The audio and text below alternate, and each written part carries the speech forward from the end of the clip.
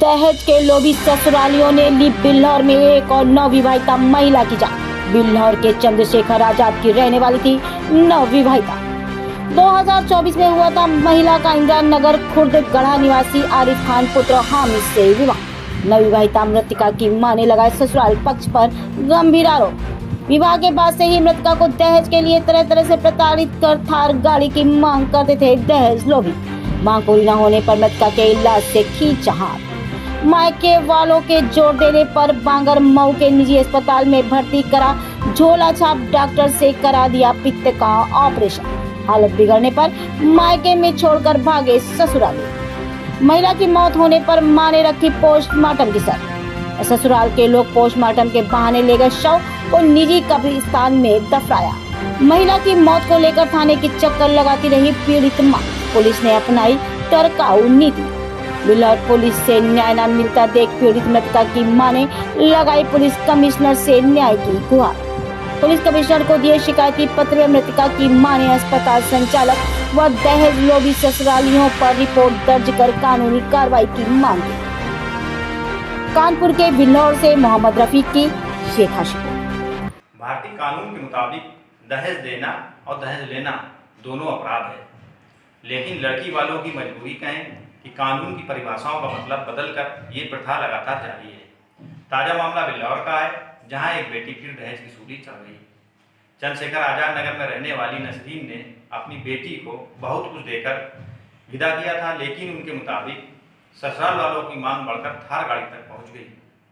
लड़की का परिवार गाड़ी नहीं दे पाया और नतीजे में 1 साल के भीतर ही डोली में विदा हुई बेटी 2 महीने का बच्चा छोड़कर मौत की आगोश में चली गई। हालांकि यह पहला मामला नहीं है। अगर पुलिस कानून का सबक दहेज लोभियों को सिखा दे तो ये मामला आखिरी जरूर हो सकता है। मैं मोहम्मद रफीक, JST न्यूज बिल्हौर। कहते रहे इसको दिखाओ दिखाओ और हमारी सुनवाई नहीं कर रहे थे। कह रहे जब हमारी बहन नहीं कह रही है तो हम आगे कैसे बढ़े, हम कहाँ दिखाएं जाए।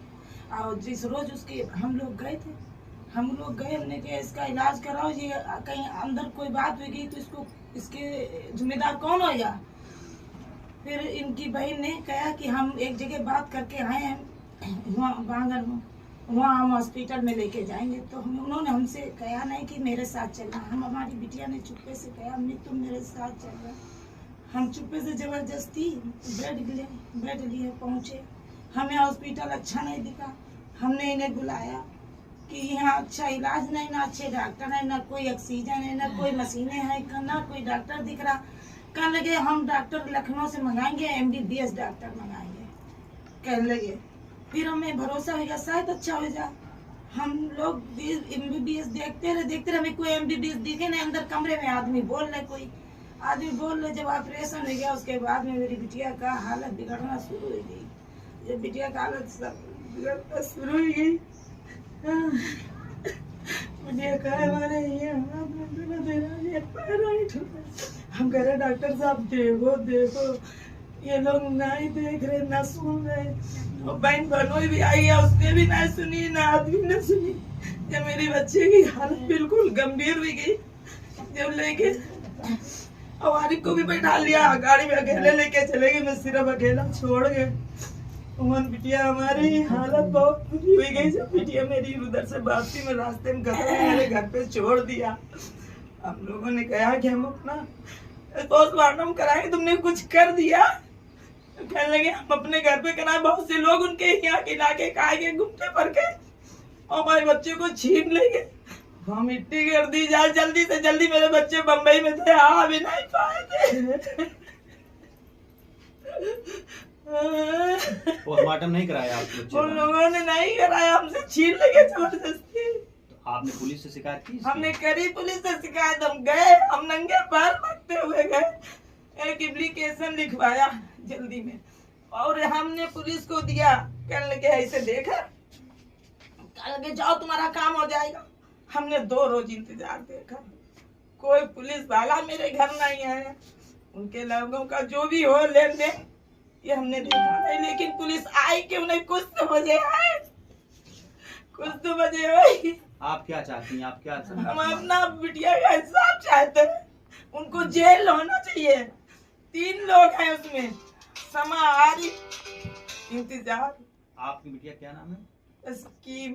कहाँ शादी की थी आपने? गुमटी पे खुदगड़ा है, उसे खुदगड़ा, खुदगड़ा अच्छा, कहा इंदिरा जाता है। नगर। इंदिरा नगर अच्छा, कहा अच्छा, जाता है। वहाँ शादी की थी। हाँ, 1 साल 10 दिन में थे।